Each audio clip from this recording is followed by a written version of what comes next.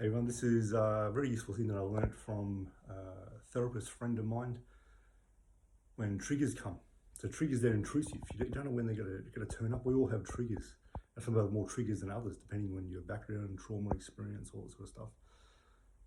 So they come unexpectedly, and they intrude on the ability to have peace, happiness in your life, get in between relationships, make you avoid things, want to project all sorts of things.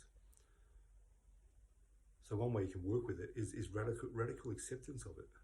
It's like, okay, instead of the thing, we get a trigger and we want to fight against the feeling. We want to fight against that feeling. I don't want to feel this dread. I don't want to feel this anger, this upset or outrage. I don't want to feel this sadness, that kind of thing. It's more you don't want to feel something, more you don't want to accept it, the more it pushes on you, because it's got an answer for you, it's got some wisdom for you. That's why it's there.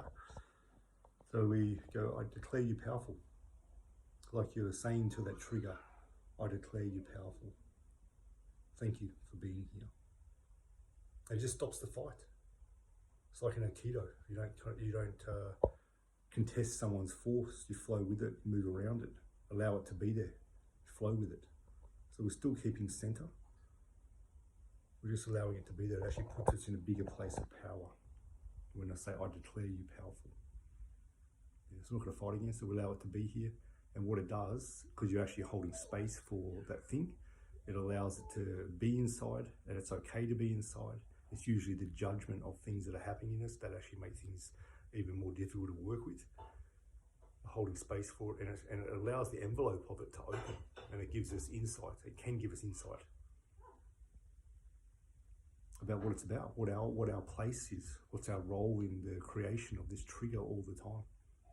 Because in the end, we're the authors of our own experiences, and 95% of the things we do are habitual and patterned.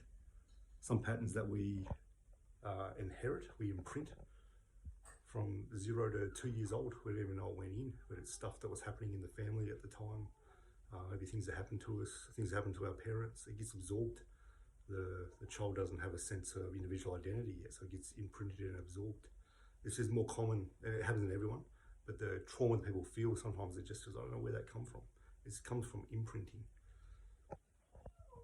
So we just allow it to be there. I declare you powerful. It starts to give you insights. The body can integrate it.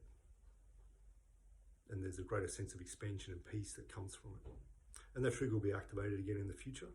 Use the same process, but what it does every time, it allows us to expand and allow the capacity to hold space for ourselves and our pain, and ultimately the pain of other people too.